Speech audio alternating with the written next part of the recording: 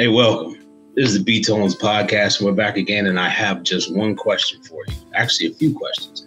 Are you over 40 and, kind of find it difficult to get in shape, wishing that you had the body of, your 20-year-old self, or even may have taken, better opportunities to be a little bit more healthy? I know we all are. What about the aches and pains? Do you visit the doctor frequently? Do you seem to have the issues that, a lot of 40-year-olds deal with, but you do not have to? For it is true, if we maintain our health, we will not have to deal with some of the health problems that a lot of Americans face today. Well, you're in luck.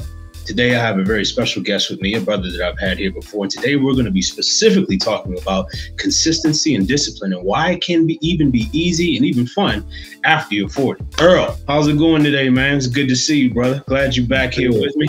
Good, I'm good. Thanks for having me. No problem, man. I've been seeing you do a lot of good stuff with Nature's Hype, man. What's the latest with Nature's Hype? Well, I'm working on rebranding in terms of the labeling of the juices. Mm-hmm. I'm working on this idea of, as we're going to discuss, 40, being 40, and what that life looks like, or what it should look like, what it could look like. I have this concept of built by Earl. And so something I'm going to, do on TikTok. And so that's kind of like where I'm looking at. And then I also have another business with Devin, creating plans to help folks that have chronic diseases. Right now, we're just kind of in a phase of just kind of showing who we are, what we're about, and, that we live this lifestyle. Mm-hmm. We haven't really pushed out anything yet, but, soon we'll be able to kind of, provide that service for people. We've done it in the past. She's a personal trainer. I'm a nutrition health coach. So we're looking to combine those two. And, I think we can do something great with that. So increasing the awareness in regards to your brand. And of course, healthcare is a profession that's never going to go out of style as long as human beings are living. So yeah, I've been watching, man. I know you're into the fruits, the vegetables, the organics, and how they, help our bodily systems on a day-by-day basis. Give me a little bit of background on how you got interested in that, or how you wound up into that interest, that profession. It's a good question. I think it was initially in college, or not college, but high school. I was interested in physical therapy. And for some reason, I was interested in the body, like how the body worked, moved. And so that's why that drew me to physical therapy. By the time I got to college, and I met, who became my mentor at the time, he kind of talked to me about the idea of ingredients and knowing the benefits of the ingredients and how it affects the body. And so when I started doing the research, that's when it kind of changed for me in terms of how I looked at food and how food is so necessary. The nutrients are so necessary, and the food that God gave us to eat, how it will increase how the body works. It will amplify, it will, make things easier in your life if you eat a certain way. And so I don't just live to eat, but I eat to live. That's kind of the things that I try to work towards. There are times where I do, might eat something that's sweet. Yeah, I wouldn't say you should eat, but hey, there's not perfection, because health is a journey. You're always going to be working towards getting better in your health. And so that's what I kind of focus on. So if I know, this piece of whatever, this seed, this juice, this fruit is beneficial in some way for my health, I'm going to use it. I'm going to eat it. I'm going to drink it. Let me ask this, man. First of all, that's excellent information in regards to, something I think we forget about a little too often. I mean, we go to the grocery store. I actually went today. It was the first section usually in a lot of grocery stores is the produce section. They put it out there before you. Hey, eat this before you run to the aisles and get all the non-perishable stuff that we like to snack and eat on. You know, it's usually right there in the front. And, you know, I try to broaden my taste buds as far as fruits and vegetables that I may not have eaten in a long time, just because I know now that they have the potential to like enhance my health in a specific type of way, not just taste good, you know, because, you know, when we were kids, we probably just ate fruit because we liked it. It tastes good. It's sweet. Yeah. Vegetables, not so much, you know, vegetables are not really sweet, but we know we had to eat them because they were healthy for us. So it's kind of like, you know, when we're looking at it, we just did this because we had to. But now with the newfound knowledge of, you know, what these fruits and vegetables can do, I remember having conversations with you and talking about how amazing the blueberry is. And like all the antioxidants and stuff it can do. And now I can't go to the grocery store and come back home without blueberries. And wild blueberries, thanks to talking to you, because they're like double. I remember that. And then, you know, you still got to be jealous of the fact that you seem to find everywhere that the watermelon cart is in Maryland that sells the best watermelons. And then I go out there and they ain't got no.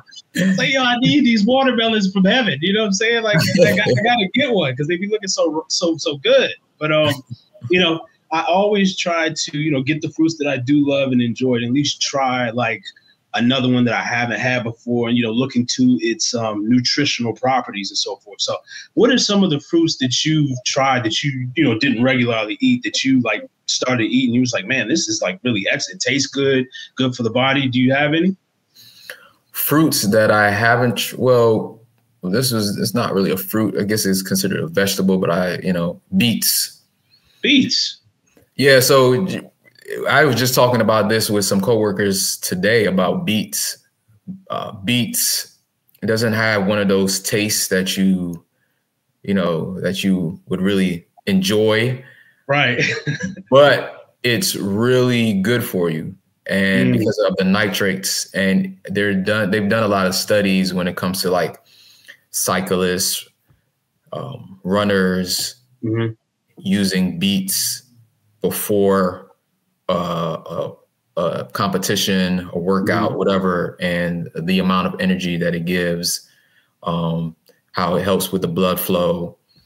So I've been using beets. Today I posted something that had beets. I had beets, blueberries, strawberries, and cayenne pepper. And that right there, I just use that as like a little shot every morning. I put it in a glass container in the morning. I just take a sip of it, and then I'll eat whatever else that I'm going to eat that day. But yeah, I always start out with that water and then that. Yeah, fruits are they just are all good to me. I don't know of a fruit. Like I don't have any allergic reaction to fruit where, you know, some people that can't eat certain fruits. Yeah, man. You know, so I don't have that. I don't have that. So because I don't have that, you know, all the fruits, you know, that I know of, that I see around, you know, I do eat more certain fruits more than others, which is the berries, the watermelon, and the mangoes. Like those. Yeah, man. Hey, look, that's the holy trinity of fruit right there, baby. I love that. I love that stuff, man. That right there. I love that. Those are the ones that I get a lot. But, you know, you can always add different, you know, others that you haven't eaten. Like, for example, dragon fruit.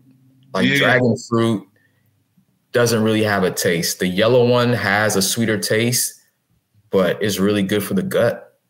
It's good for the gut. It's like a natural detox. It's a natural cleanser. Like it will get you right. Like if you're going to go to work and you have to go to work, you might as well wait, because then within an hour, you're going to have a bowel movement. That's how potent that is. But it doesn't, it depends. The yellow one does that. The other ones don't, but it's still good for the gut. They don't really have a taste. So it's kind of bland taste. But it's good. So it's good. I'm going to eat it. It could be possible to, you know, even mix that with another fruit. Like a trick that I had learned one time, you know, just not to belabor this topic, but I remember someone told me to put lemon juice on my watermelon. And just like the squeeze. Oh, man, the taste that it brings out is incredible. Like if you want a shock to your senses and let your taste buds have a party, Put some lemon juice on some watermelon and thank me later. You already know because I tried it and I was like, oh, I do that. I'm doing it. Watermelon with the lemon and the key lime. The key lime, hey man, how can you go wrong? Both citrus. Yeah, both citrus. So it does well with watermelon.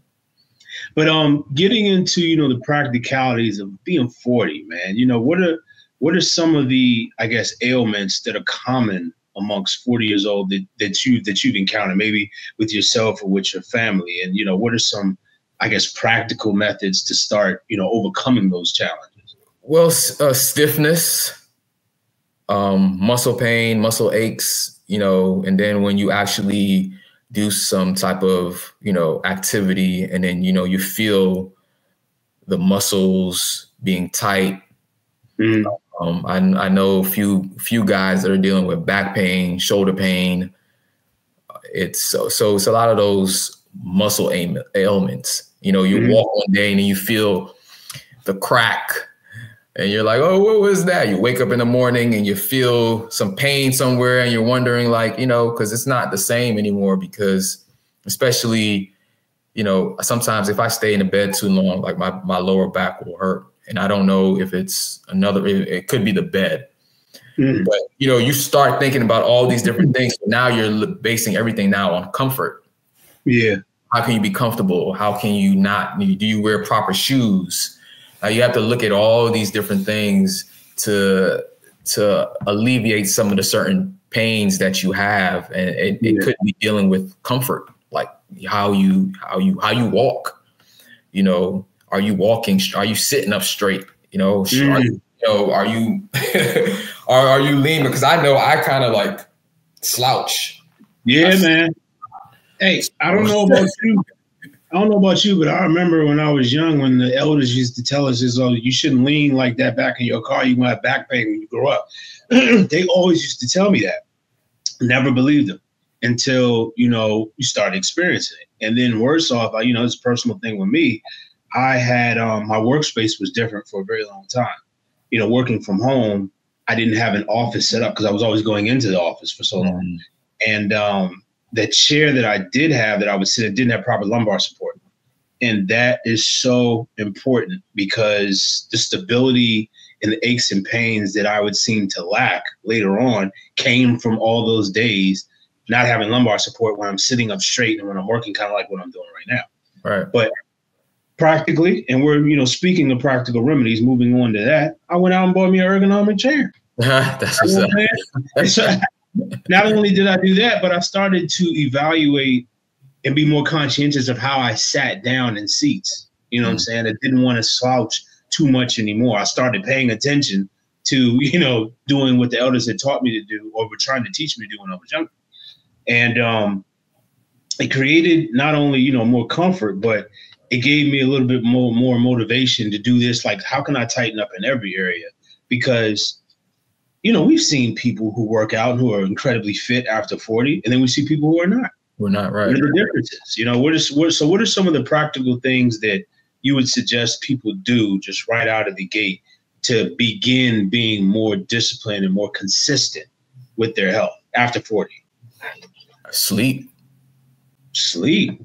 People will love that answer. Sleep. I think sleep is important because sleep gives you the ability to rejuvenate, to basically, that's when you're able to restore and repair the body. If you're not getting that sleep, then it's hard for you to be able to repair the body. So you will get the aches and pains. You will wake up and you will feel it. Your body will feel it. You'll be tired. You won't have the energy that you need. You'll lack energy. But sleep is important. And I think having a evening routine is going to help with creating that environment to have, better sleep. Okay. If you don't have a proper evening routine, or you're one of those people that you watch TV and then you just fall asleep when you watch TV on the couch or something like that, yeah, that's going to be a problem. And so a lot of people, they'll go to sleep very late, knowing they have to get up early in the morning, and the cycle just continues. And so you're always wondering why you're tired. Well, you're not getting enough sleep. I saw something the other day, I think it was a doctor or someone was saying that the people that live the longest are the ones that get sleep. Oh, wow. You're living, if you get between 6 to 8 hours, 8 hours, you're good. Mm. But I would say sleep is one of the things that will help. But I think with being 40 and we don't have children, we're not dealing with, being married and all that. So you have all these different things that are going on and you put yourself last. Mm. You put everybody else in front of you. And so sometimes that you lack in certain things. So I think you always have to try to make sure that you put yourself first in terms of your health, of course, your spiritual life, your health, because then you can be there for your family. Because sometimes we forget and neglect those other pieces, and it's like, okay, we're just focusing on the family. But I used to hear about guys that once they got married, they don't go to the gym anymore. They gain a lot of weight. You can tell they look older. And it's like, is that what marriage is about? Like, it's basically just taking energy and the life that you have. That's what it's about? So I think that's number one is sleep. I think another thing that we were just talking about is water. And it is difficult. I can tell you it can be difficult, but I think if you start your day, and it's one of the things that I will be posting at some point, within the first 10 minutes of waking up, you should be doing 3 things. First, thanking God, prayer, devotion. That's number 1. Second, drinking some water. And number 2, movement, some type of movement. So what I've implemented is, it doesn't have to be much. I do push-ups every morning. And so movement is key for life. And the reason why people you're either dealing with osteoporosis, that's another thing, that's food. It's also food related, but, bones are brittle because there's no movement. Not building your muscles anymore. You stop building your muscles. You're not exercising anymore. And so it's key for longevity. So in those first few minutes of waking up, prayer, water, movement. I like that, man. I like that because of the fact that, first you're talking to the one that created you. Second of all, you're taking in the substance that every human being on the planet needs. And you can't go for more than 48 hours without water or something like that. Right. Yeah. And then thirdly, now you're moving around the body that he gave you to exercise, to make it stronger. One of the things that I know I've talked about on several of my posts, and even, just posted pictures or videos of me doing it, is just walking, man. Walking is incredible to the point where it is actually the best exercise. It's full body, and it's the easiest thing that we have to do. It's the natural way that we get from one place to another. If we don't have nothing else, the first thing a human being knows how to do after crawling is walking. We do that before we drive, before we skate, before we fly, anything. We walk first. I know that, during this episode, we're talking about the practical things, and a couple of things have already been mentioned that I want to recap real quick. Prayer, it really doesn't take a lot of effort to do. You do it as soon as you wake up. You should be grateful to do it because you're seeing another day. Drinking water. We all have access, especially in America. We have more access than we know that we have compared to the rest of the world to clean, drinkable water, which is a blessing. And then moving around. Earl said he did push-ups. He is, consistent with that. I'm consistent with the walking. Find your specific exercise or way that you can best. Some people like jumping rope. And you'll be surprised at how addictive that one simple action can be. And you can use it to branch to others. Like another thing that I do is me and my boy Brent, we go swimming every Sunday morning at 8 o'clock at the gym because that's when it opens. And they got their pool in there and it's quiet and it's empty. You know what I'm saying? Swimming, excellent full body exercise.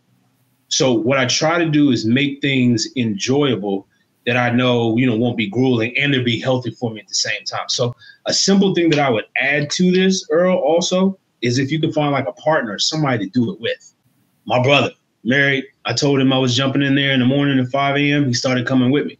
So now he has some accountability. And now he's at the point where if I don't make it in on a specific day, he'll go in by himself and then meet me on the next day if he can, which is something that I'm glad to see, because it's like it's not like he needs me to be there with him. He has the momentum now.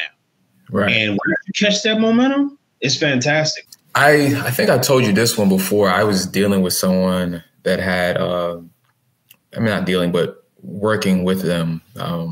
They had diabetes, or they have diabetes. Mm-hmm. And she was ready to get started. I was basically trying to help her get off her meds. And, I had an initial consultation with her, and I just told her, just drink some more water. And she looked at me like I was crazy. Like, that's all you're going to tell me? Like, nothing else? Like I said, for this week, we're just going to concentrate on drinking more water. Mm-hmm. And she was like, all right, but she was still kind of like, she wanted more information.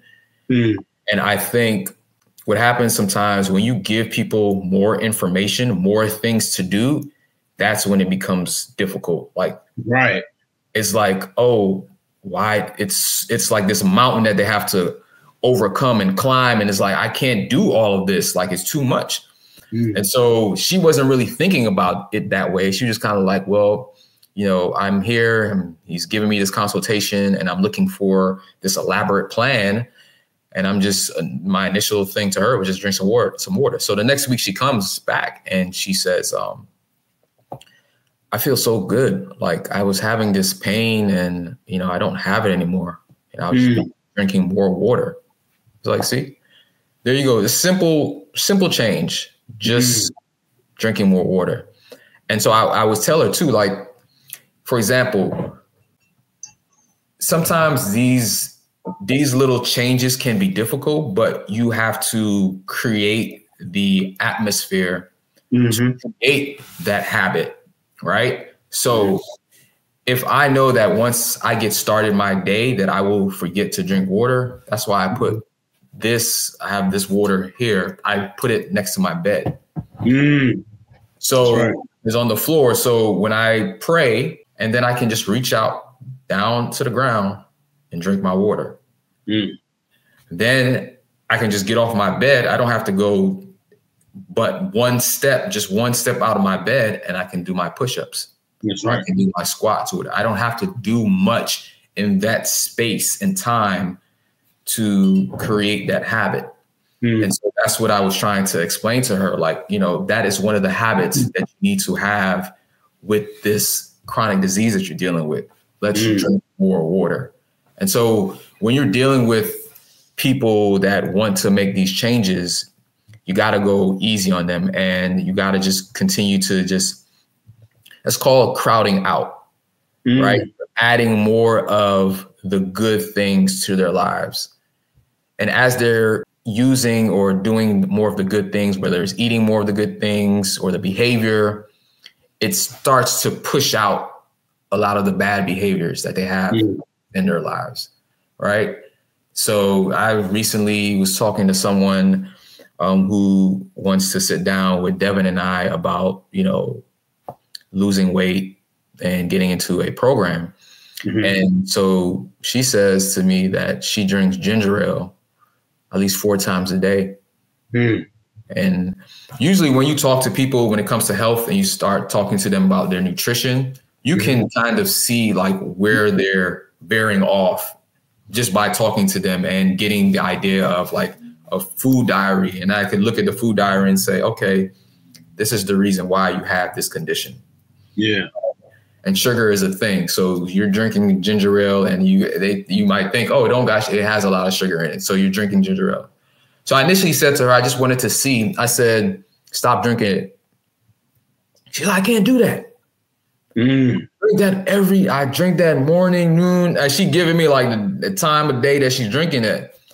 So I just wanted to see where her mind was at. And I was like, all right, cool. The evening ginger ale that you have, stop that. you could drink the other ones, but just stop that one right there. And she's like, okay, I could try that. You know, so it's these little things that we can do to change, and practical things. So she couldn't, you know, she couldn't do the entire ginger ale at the time, but I'm saying, hey, there's an option of just taking one of those in that evening, take one off. You know? I want to emphasize the point that you just made, because the gradual, simplistic steps that we can all take kind of eliminate and do that crowding out thing. Because it's easy for us, like, you know, a lot of people talk diet and certain things. You got to cut out all sugar, cut out all dairy, cut out all cheese. You know what I'm saying? Like, yeah. And when people say that, of course, the first thing that runs through their mind is horror. Because if we think about it, one of the devil's greatest weapons against humanity is food. It may be the number one thing. I mean, we think about it with the first temptation with Eve. He tempted her first with food. Yeah. What we intake in our body drastically regulates how we think, how we act, how we behave, everything. It always has a monumental purpose. So the habits that we have in eating certain things, everybody who is hearing this, including the brothers who are on here, have been guilty of indulging in some type of food that you didn't need to be for way too long. So everybody's in one boat. Yeah. But the simple step, and I want those who are listening and watching to figure out what your simple step is. You know what you consume in your life when nobody's watching, or maybe when people are watching, that does not contribute to your health. Everybody got something. But we ask you to practically start. Let's try this week. Let's start a challenge this week to practically eliminate that one thing. And then if we must have it, let it be for the next thing I was going to transition into, the power of delayed gratification. So let's say you're diligent and you're consistent and you're disciplined in doing something for a specific period of time. Reward yourself at the end of it. Have some type of pleasure, because usually when we think of this sacrifice, we think it's just complete removal. And now what are we going to do in the interim? We're not asking for that, because that's very drastic. Matter of fact, the thought of that turns some people off in even starting, because they know, okay, now I can't have this anymore. And we don't even realize the dependency that we have on some of these things. Like, for instance, one thing that I do, Earl, is makes me laugh every time I think about it. Me and my brother work out as often as we do, but there is this soul food spot called Vibes, Southern Cuisine. I probably shouldn't even have said it, because people watch it. They go search it. Where's that? It's in Upper Barbaro. It's out Brown Station Road near the farmers market. But they serve bomb soul food. You know, they got the fish, they got the seafood, if you like that type of thing. I don't personally eat that. And they got fried chicken and so forth also. But they got, you know, the yams, the greens, the collard, all that's, you know, the mac and cheese. They got all that, and it's bomb. And they know that they're gonna see me in there at least twice a month. So I kind of make it rotate, like around the week I get paid. At the end of that week, then I go. But I keep it there specifically for that reason. Because I know if I go out there more time during the week, I'm gonna be big as a house and end up, you know, backtracking or undoing all the work that I did during the week. So having that in my mind is like, and let me tell you a little subtle secret. I probably shouldn't even be saying this, but you're gonna figure it out. You're gonna get to the point, if you're consistent and you put into practice delayed gratification, that after a couple times of rewarding yourself after going hard for so long, you're going to find the desire to go longer without having that reward. Right. All the way up until the point where it's like, you don't need it no more. You're going to find a different reward. It's going to change. It's going to shift, because what you're rewarding yourself with, or what you have been removed from your life, you're doing it for a reason of health. And you're going to start to see all the work that you have been doing up to that point. And you're going to be like, you know what? I don't even need this no more. Your confidence is going to grow in your health. Right. And when that happens, man, when you get that momentum, that's how it transpires. So don't look at the mountain straight away as what you have to conquer. Just take it one step at a time, one rock at a time. I actually have a story that I put out that goes right with this, that 60 kilogram story. The guy whose doctor told me, you got to lose 60 kilograms by the end of the year or else you're going to die. And essentially, he found a nutritionist that said, oh, that doctor don't know what he's talking about. All you need to lose is 5 kilograms a month. And little did he know, when he got told 5 kilograms, he's like, I can do that. He followed along. And next thing you know, he kept doing it month after month, month after month. And the personal trainer got him to the point, but by the end of the year, he had lost 70 kilograms. What's up? Because he was only focused on the 5 a month. Yeah. Mm-hmm.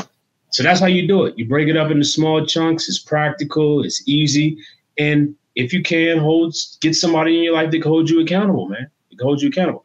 Now, Earl, I know that you have a fun recreational practice because every time I come to your story and your feed, I see Bama's hooping.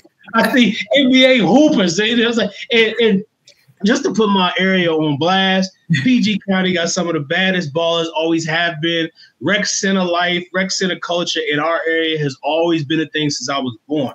Bama's always going to the street ball court or to the rec centers to hoop. Always. It's always been. We got a lot of superstars. Kevin Durant, Beasley, a couple other people that came out of this area. So hooping is very big. And I know you're still doing that, man, as far as a recreational skill that you love. Talk a little bit about that and the brothers who are doing it with you, man. How's the health going with them? Yeah, I love it. I think if you can do it, do it.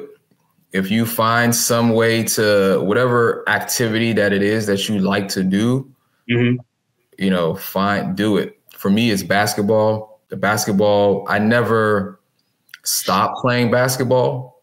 I think that was one of the things that I just didn't stop. I just kept playing, whether it was just pickup, leagues, just shooting around by myself. I was fortunate enough at a time to work at a gym.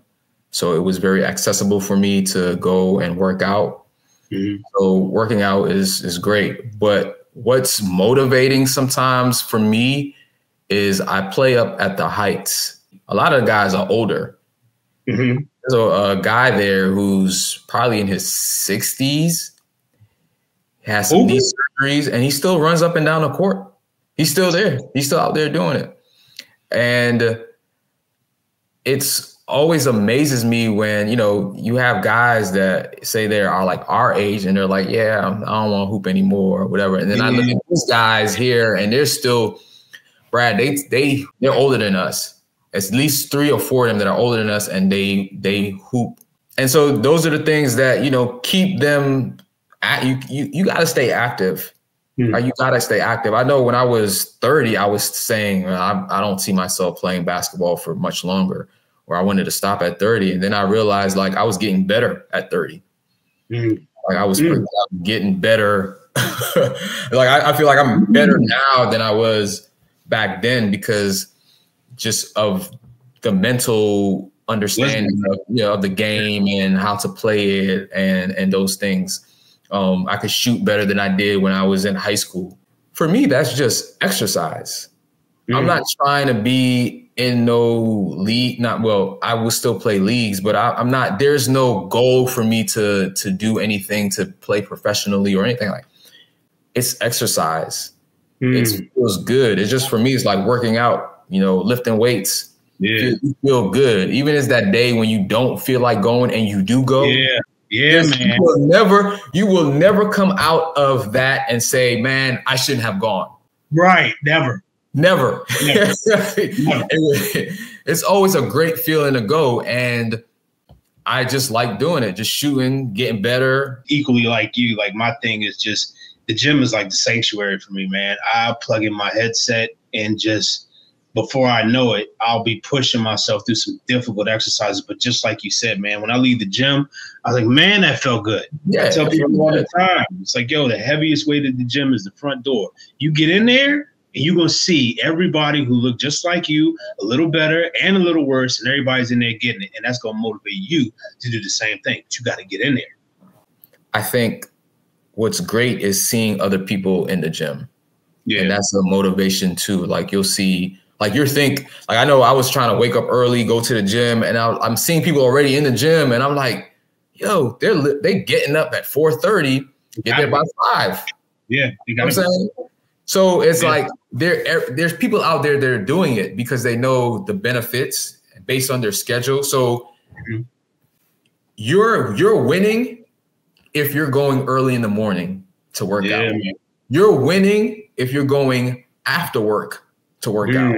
You're winning. Either way, you're winning. You know what I'm saying? Is you're winning because that grind to have to, after a long day of work, to get to the gym. If you go to Lifetime right now, some of these gyms, it's packed.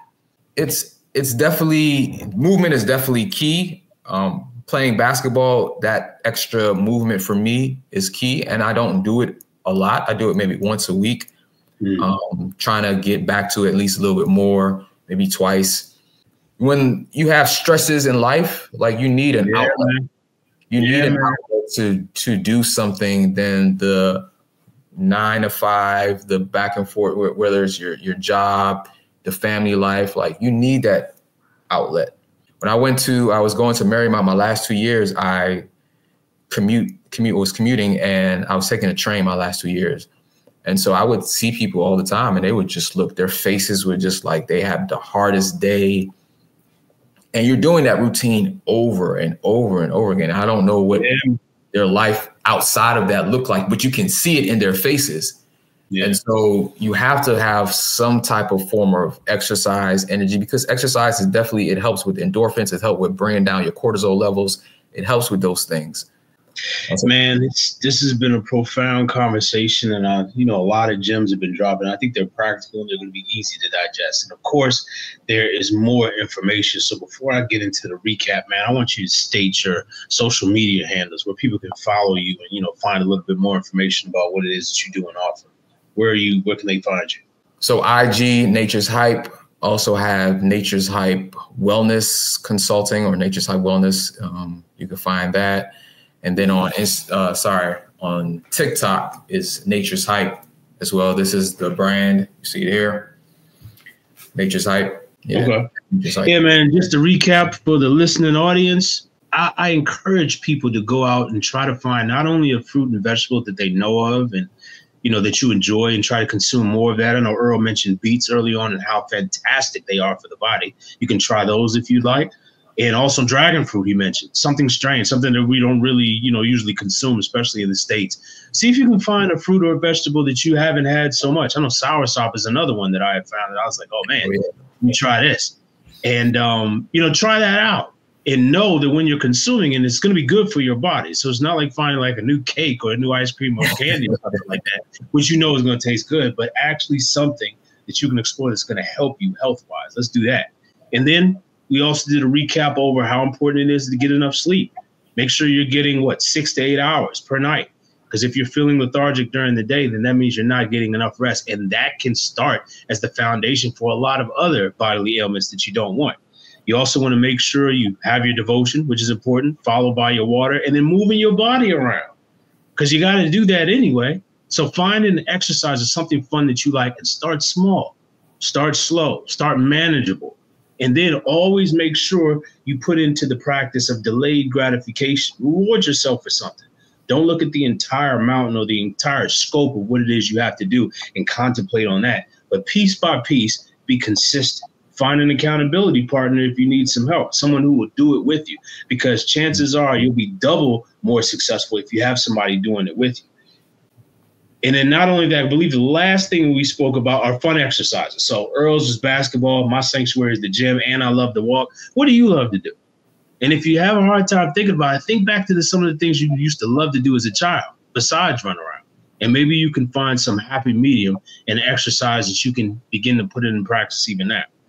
So I'm glad you joined me today, my brother Earl, man. It's been another great conversation. This is, again, the BTonez podcast with my man Earl Monkou, head man at Nature's Hype.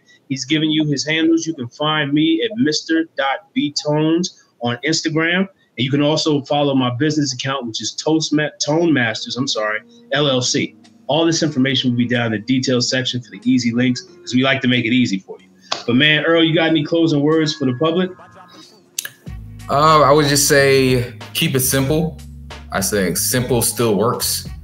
Simple things can make your life easy. Don't look at it as this big grand gesture that you have to change and you make. You want to live long, but you want to also be healthy when you live long. You don't want to be having the aches and pains. You can still live a great life and still do a lot of the things that you enjoyed in the past. I've been playing basketball for a long time. I'm 45 years old. I'm still playing basketball, still loving it.